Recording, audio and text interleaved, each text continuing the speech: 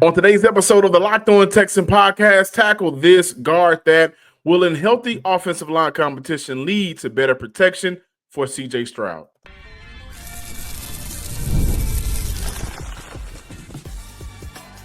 You are Locked On Texans, your daily podcast on the Houston Texans. Part of the Locked On Podcast Network, your team every day. Battle Red Nation, welcome to this Wednesday Texans Takeover edition of the Locked On Texan podcast. I'm your Texans football analyst and credential media member, John Hickman. Thank you for making the Locked On Texans your first listen of the day and for being a part of the Locked On Podcast Network, your team every day. On today's show, it's time to talk to the Texan fans. Where them fans at? YouTube comments, we'll dive into that, have a conversation with how you guys feel about the Houston Texans roster and chances and overall everything post-draft. Which group feels the thinnest post-draft? Did the Houston Texans do a very good job of making sure that they have the depth necessary to go into the 2025 season? And again, tackle this, guard that. We dive into a deeper look at the offensive line competition and what that means for the Houston Texans moving forward, and ultimately getting protection for CJ Stroud.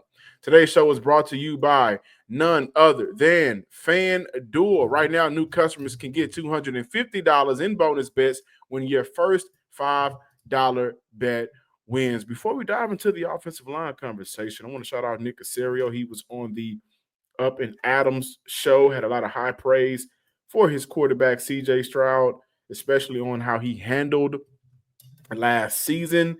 Also mentioned that he had a great offseason, been in the building, in and out the building since February, has had a great offseason to this point, and he is eager to improve heading into 2025. Now, with that improvement, it ain't all on CJ, right? It wasn't all on CJ Stroud last year. It wasn't all on CJ Stroud the year before in terms of what hurt Houston's chances to get over the hump. But specifically last season, the offensive line was incredibly bad, right? We had multiple players in and out of the lineup. They dealt with injuries. I think they dealt with a culture issue, an identity issue. They also dealt with a coach who was 1 foot in, 1 foot out. They dealt with the lack of aggression. They dealt with the lack of physicality, all of the things that their head coach, DeMeco Ryans, has mentioned he's wanted to see more from out of his offensive line. And remember, he's coming from San Francisco, where that's what they do. They punch you in the mouth. They're led by Trent Brown, who's physical. And Trent Brown gonna fight, right? Trent Brown will get out there. He'll fight with you, literally. He'll throw some hands. And so that culture compared to the culture that the Houston Texans offensive line had over the course of last season, they knew that they needed a shakeup, right? And that leads us to the conversation of, listen, what will the best five look like for Houston come the regular season? And I assume we'll see a lot of quote-unquote positionless offensive line play. Guys maybe moving on the inside, right, to boost up the depth, boost up the physicality. We may see some tackles at guard to give themselves some height, some power up front. Shout out to my boy Barrett for the Ladarius Henderson conversation he's been starting for some time now. I think we'll see him get a chance to compete this year and bounce back from last year's injury. Didn't get an opportunity to compete. The Texans drafted Aireontae Ersery out of Minnesota with their second pick, right? And I like Fisher, but just like Fisher last year, I believe Houston feels comfortable with him being a future pick. But also like Fisher last year, will him playing this year indicate trouble up front, or will he be a part of the best group available? So when I look at guys like Fisher, when I look at guys like Aireontae, the rookie, even when I look at some of the guys that hadn't had an opportunity to play before in Ladarius Henderson compared to the vets, I am excited and eager to see how that competition plays out.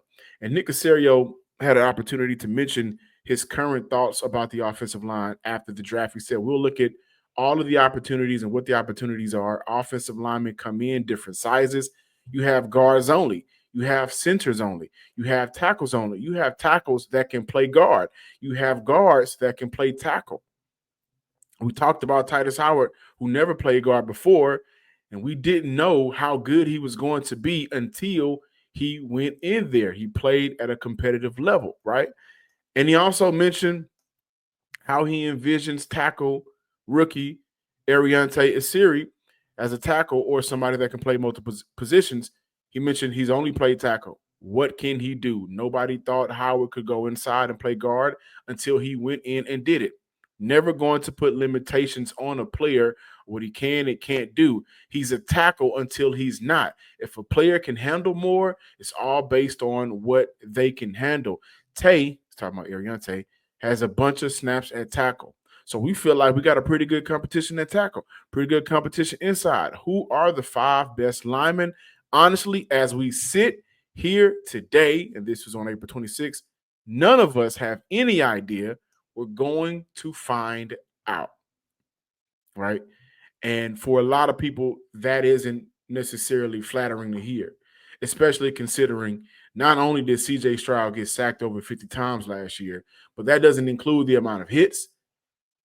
That doesn't include the amount of pressures. All of these things factor into a quote-unquote sophomore slump for your second-year quarterback who didn't have the time and opportunity to operate in the pocket, along with bad offensive play calling, right?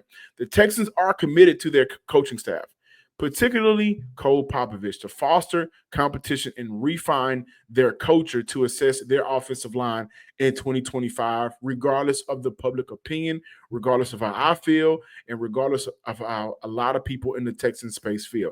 They have consistently communicated this focus this offseason since it began. Cole Popovich will be relied on a lot to coach up the young guys and to determine if Howard is the way to go at left guard. And more importantly, determine what to do with sophomore Fisher and the rookie who was drafted with their second pick in the 2025 draft. And I personally think, regardless of how I viewed Howard in the past, when I look at their additions, Trent Brown, he's a guy that has to get healthy. And Trent Brown has had motivation issues, consistently playing at a motivated high level issues and concerns since he's entered the NFL. Cam Robinson is a guy that has limitations on him. Let's be honest. Talked to a Jags insider before. He said you only want him to play left tackle. So you don't want to move him around necessarily too much, though it has worked out for the Philadelphia Eagles. They moved in Mekhi Becton to play guard that helped them win a Super Bowl this year. So again, the competition and what that looks like, I'm very, very curious to see, because the normal competition is just tackles going up against tackles, guards going up against guards.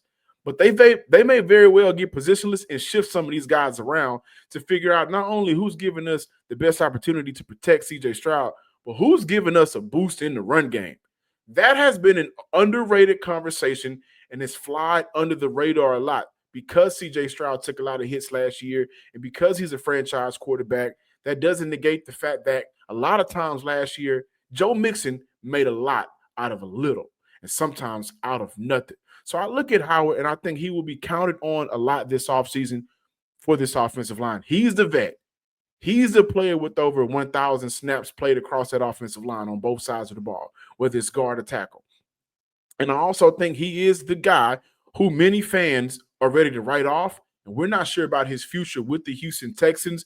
But in that room right now, he's the best player. I think that's fair to say. The Texans can justify moving on from Laremy Tunsil. I think that move has been justified. But you can't justify moving on from Laremy Tunsil and Howard not being a starter on that line next season with the guys that they've brought in. It would have been different if we would have saw guys that were not only vets, but more so of guys that are impact players day one. There's no faith right now, at least for me, in Ingram and Thomason. There's no faith. And I also think we need to look at the idea of what if the rookie beats out Cam Robinson, who signed a one-year deal, $12 million contract with the Houston Texans this offseason, including an $8.7 million signing bonus, $10.7 guaranteed, and an average annual salary of $12 million. Only one-year deal, right?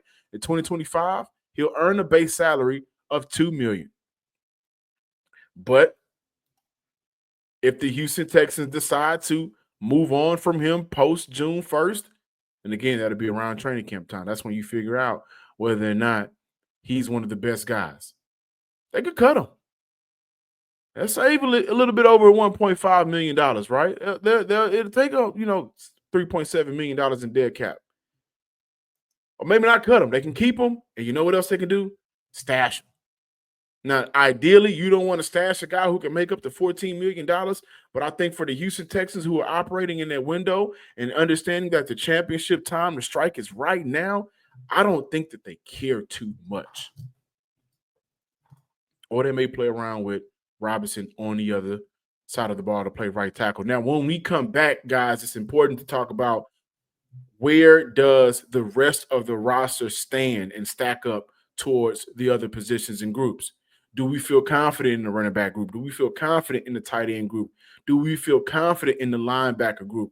Do we feel confident in the depth in the DB room, specifically at cornerback? That was an area for the Houston Texans when all else fails. The guys that they brought in were not able to consistently compete at a high level. So when we come back, which group feels the thinnest post-draft?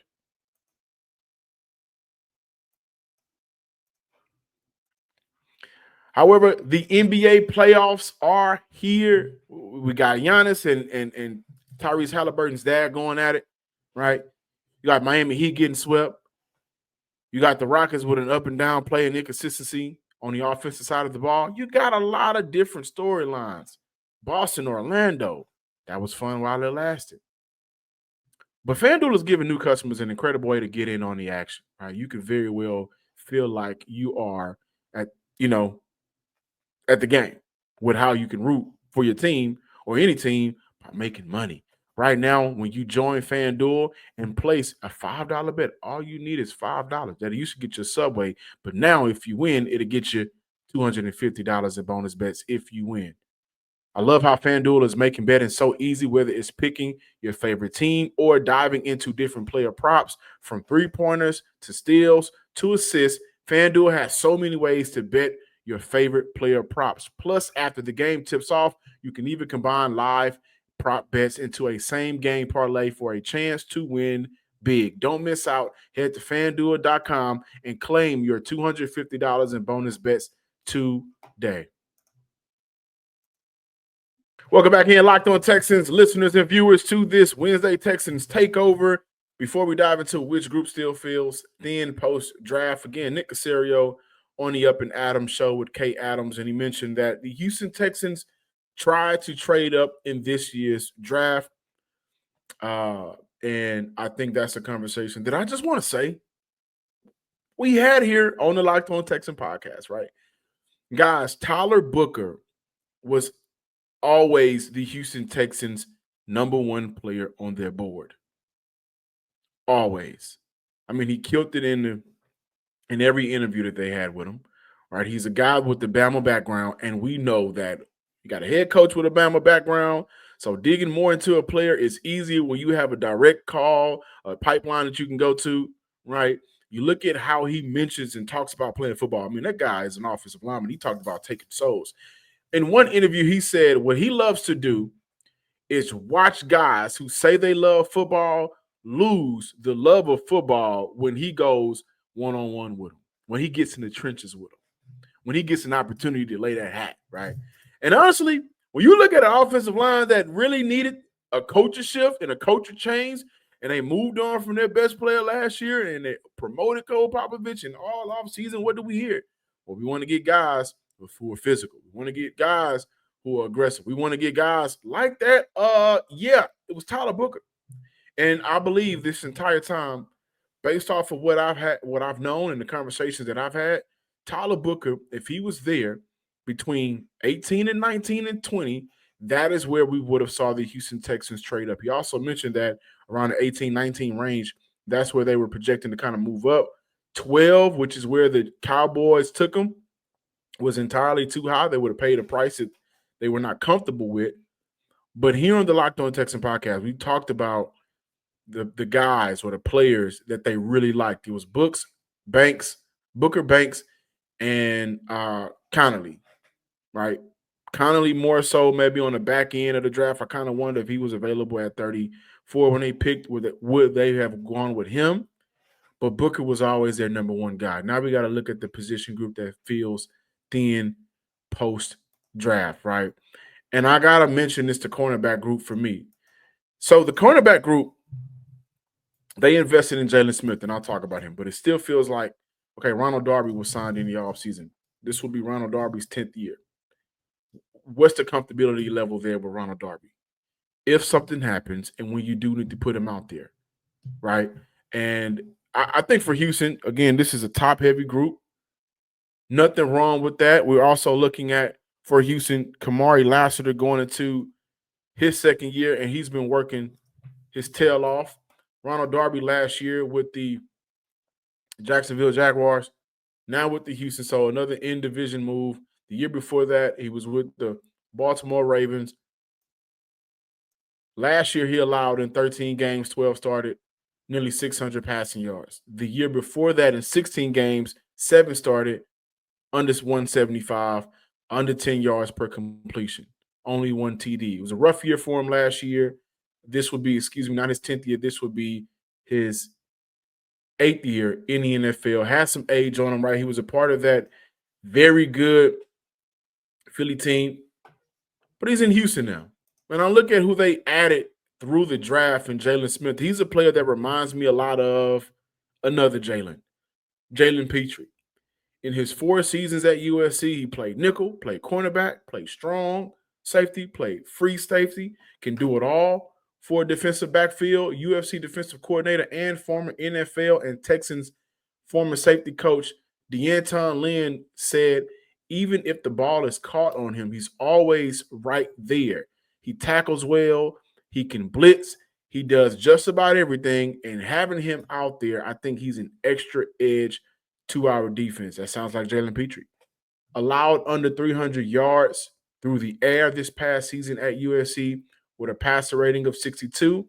I could be very wrong about this guy, about this young man, right? And also let me clarify, because I mentioned that he was a guy that I thought was a reach for Houston. To clarify myself, it wasn't the player, more so the round itself that I thought Houston reached with. But he is a hard-hitting cornerback that benefits from playing around the line of scrimmage with versatility to move around the defense. And shout out to my guy, one of our listeners, Reginald Rager. You are right. The Texans absolutely needs depth. This has been a talking point throughout the offseason here on the Locked On Texans podcast. Ronald Darby isn't enough. We don't want to see a lot of D'Angelo Ross and Tremont Smith. My concern with the rookie Jaylin Smith is, does he bring more value at what he's good at than the other rookie, Jalen Reed? So I see Smith as an inside corner who plays well downhill. I see him as a developmental prospect who needs time. Granting this wasn't an eye-popping cornerback draft, but Houston should look around the league once we get to training camp. Once we get an opportunity to view the other 31 teams around the league, to view the cornerback market and see which team players may depart from. Because once you get past Derek Stingley, Kamari Lassiter, having to rely on Ronald Darby, who had a rough season with the Jags last year. Now, granted, when you look at the DBs that are coming into the Houston Texans, one thing that they all benefit from, especially if they get these guys on a healthy season, you got Will Anderson, you got Danielle Hunter, you got Danico Autry, inside, outside. What I'm getting at is the pressure that this front four causes and creates on quarterbacks to not only sack them, but again, kind of like what CJ Stroud went through last year, the pressures, the amount of times that they're in their faces, the amount of times that they're making the pocket so unclean that quarterback has to break out of the pocket, and kind of like moments where we've seen with Josh Allen last year, kind of like moments where we had an opportunity to see with Justin Herbert in the playoffs. These quarterbacks that get knocked off the clean pocket and have to roll out, the pressure is still on them from the DN because they are fast, right? You don't want Will Anderson chasing your tail. That they make some of these errant throws, and the DBs and the cornerbacks are able to benefit from it. So I look at, maybe Darby can benefit from a D-line. Now, for the future of, the future conversation for a Smith, a Reed, these guys that are rookies that are coming in, they are very well able to sit behind some damn good players and learn and be and when their time is called, they are ready to go. So the cornerback group right now still feels thin, right? You can say linebacker, but Houston runs a lot of 5 DBs out there. So the linebacker group, I don't think is a unit that needs to have a lot of bodies. And plus, they got guys who were on the roster last year. They got rookies who was on the roster last year. They got players that they stashed away last year on the practice squad, a part of the 53-man roster, played a lot of special teams. And the faith that I have in D'Amico Ryans, Matt Burke, and that unit to coach up linebackers is extremely high. They'll put guys in position to win. Plus, Henry T. Aziz, we are still waiting on Christian Harris to play a healthy season. Didn't get that last year. So I don't think linebacker feels thin. I don't. But that cornerback room, I think, is thin in terms of bodies, in terms of talent. And again, once we get to around that second preseason game, I wouldn't be shocked if we're hearing rumors the Houston Texans are searching around the NFL to find some backup pieces for that cornerback room. And also, to be completely fair, I don't doubt one of my favorite Texans coaches, Dino Vasso, to coach up Jaylin Smith. If he'll be ready to play this year, we could probably point to the job that Dino Vasso, also that group led by Derek Stingley and Kamari Lassiter, right, to help coach him up as well on the field for him to be as prepared as needed. Now, when we come back, it's time to hear from you guys on this Texans Takeover Wednesday. YouTube comments on the other side. I can't wait to dive into what you guys got to say. It's all Texans all day. But you know what? You ever check your bank account and wonder where in the heck did all my money go? What happened? I know I got some gas. I bought a pair of shoes. I got them 20s. I mean, they was 10s, but I keep them clean. What was all my money?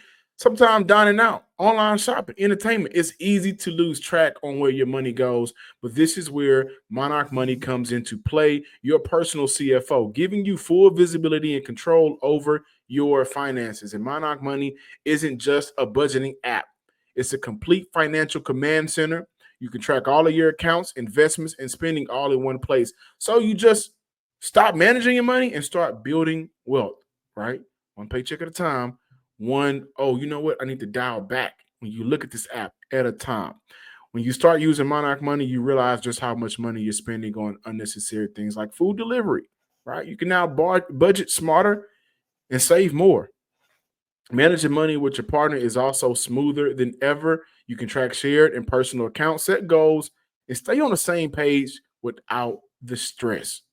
Take control of your finances with Monarch Money. Use code LOCKEDONNFL at monarchmoney.com for 50% off your first year. That's monarchmoney.com, code LOCKEDONNFL for half off of your first year. Locked On Texan listeners and viewers, thank you for making us your first listen of the day. For your second listen, check out Locked On NFL Scouting. The NFL draft is over, but the roster moves and the news never stops. Host Kyle Krabs and Joe Marino will make you the most informed NFL fan this offseason. Find Locked On NFL Scouting on YouTube or wherever you listen to podcasts. Now, as we get back, it's time to talk to the Texan fans and listen. Y'all gonna hear me say "What them fans at" a lot because I love that song, right? But also, I love talking to you guys. I love hearing your thoughts and points, and I love hearing your opinions on the Texans' decisions because ultimately, it's you guys at the stands. It's you guys going to tailgate. It's you guys cheering this team on through all of the bad times, but hopefully, moving forward, the Houston Texan fans can experience a lot of good times. And now we dive into your thoughts on the draft, right? My man,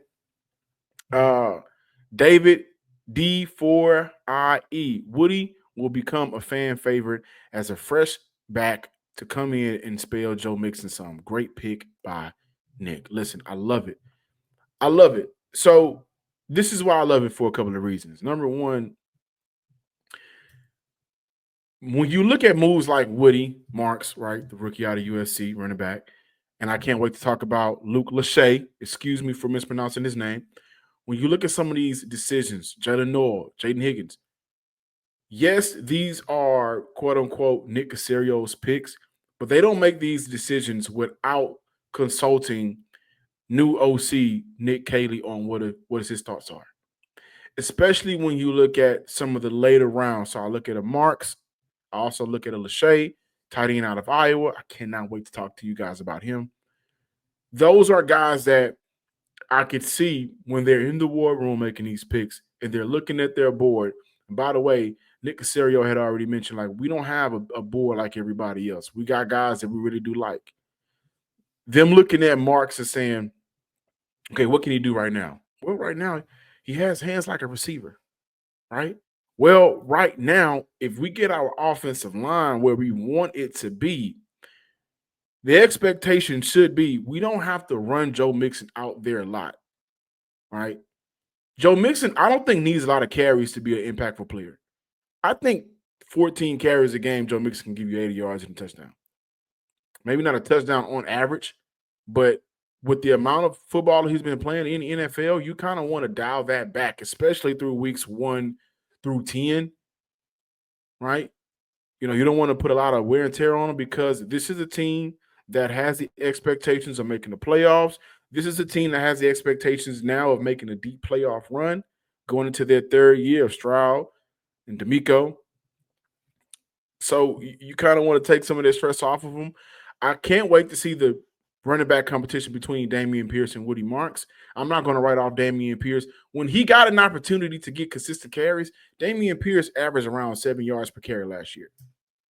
May have been in games that it didn't matter, but the talent is still there. And also between Noel and Pierce, Houston should finally have their special team situation kind of ironed out on who's going to return the ball on kickoff and punt return. So I love that for Houston, but I like Marks. I think that when we look at year 2, year 3, Marks here in Houston, we should start seeing him potentially take over unless Houston says there's a generational back out there that we really like. We want to go draft him. But typically those guys won't be available later in the draft, which is where we think Houston will be picking over the next couple of seasons later in the draft because they have successful NFL seasons. Diana, Russia 531. Big Nico, Cyclone, the Cyclone duo, and a guy who can catch the ball out of the backfield in Woody Marks. You guys really like Marks with legit hands to improve the offense on third down. This is where we're talking about the future gems of this team. The 1-year rental of Kirk will provide a mentorship for Noel, and nobody has to worry that Tank makes it back now. I agree. Here's a good problem for the Houston Texans to have. By the end of next year, Tank Dell could very well be your wide receiver 5. He could very well be that. He could be a wide receiver 4. Like Nico's going to be wide receiver 1. They drafted Higgins high. They have Noel, who both of those guys will get jump starts ahead of Tank Dell. If Tank Dell comes in and he's your wide receiver 4, I think that is a very good problem to have. It's not a problem at all, actually. That gives you the dynamics. That gives you mismatch problems outside, inside, between 2 to 3 guys that when you look at what allowed for Sean McVay's offense to be successful, you got guys that can line up everywhere on the field and create those problems. So, yeah, it does. And it gives Houston the opportunity to operate in the now. If Houston would have went on about this season and this draft thinking about the future in terms of guys that they need to have right now, it would have been a failure, which is why I think we're going to see Aireontae get some snaps, whether that's inside or outside this year. Going back to the conversation, I don't know how to pronounce this. Okaga, California. John, I disagree entirely on your Smith evaluation. He's absolutely going to get some playing time. He can fill in the nickel role in case Petrie goes down. And he can be a safety valve for Kamari or Sting if they also have injuries. We all saw what happened versus Green Bay last season when we had Holman and Ross out there starting as cornerbacks. They damn near gave up a perfect passer rating. I at least feel comfortable knowing we have a young buck to cover any injuries that will inevitably happen. That's what he said. I'm going to knock on wood. Yeah, I agree. I have to change my stance on that. I did some more research on him. Again, I think at the NFL level, he is absolutely more so of an inside player. He plays a lot like Jalen Petrie, the Jalen Petrie we've seen in the NFL. The knock on him right now, guys, is he can get caught looking in the backfield too much, and guys are able to get behind him in coverage. So you don't want to necessarily have that for an outside cornerback. But inside, you can kind of live with it, especially if, like USC defensive coordinator D'Anton Lynn said, I mean, he's an extra edge out there for us. So you can live with that moving forward. Levi Griffin, 5'2", 6'7". I think he was a B+ draft. The only issue I have is Mertz. Listen, Mertz ain't gonna Mertz ain't gonna be no like. Don't worry about Mertz. Don't worry about Mertz. And Mertz was a late round pick. So now what I will say is Davis Mills only has 1 year left with the Houston Texans. I'm sure Davis Mills could quite possibly, and he's going to need to light it up in preseason, right? He's going to need a very good PR. Davis Mills will need a very good PR, so I'm counting on my boy Noah, Noah, to continue to be his PR, but he's going to need a good preseason and PR to have the opportunity to put together enough tape, enough good film, enough good hype to where when he's done with the Houston Texans, I'm sure he's ready to go out there and compete for a shot at a starting role again. So once they move on from Davis Mills, like this is a blessing from Houston because they have CJ Stroud and they have Davis Mills right now who has the NFL experience. That's a good thing, but they do need a body moving forward. And they went with Graham Mertz. Thank you guys for watching today's episode of the Locked On Texans podcast. Please be sure to do a couple of things. Subscribe, right? And tell a friend to subscribe as well. Follow me on Twitter at John_Hickman12. Also follow the Locked On Texans Twitter page at Locked On Texans. Until we are back talking Texans, whether it's Thursday, Friday, it's your team every day. I will be back to see y'all every day. Ladies and gentlemen, Texan fans across the nation, Bulls on parade. Peace.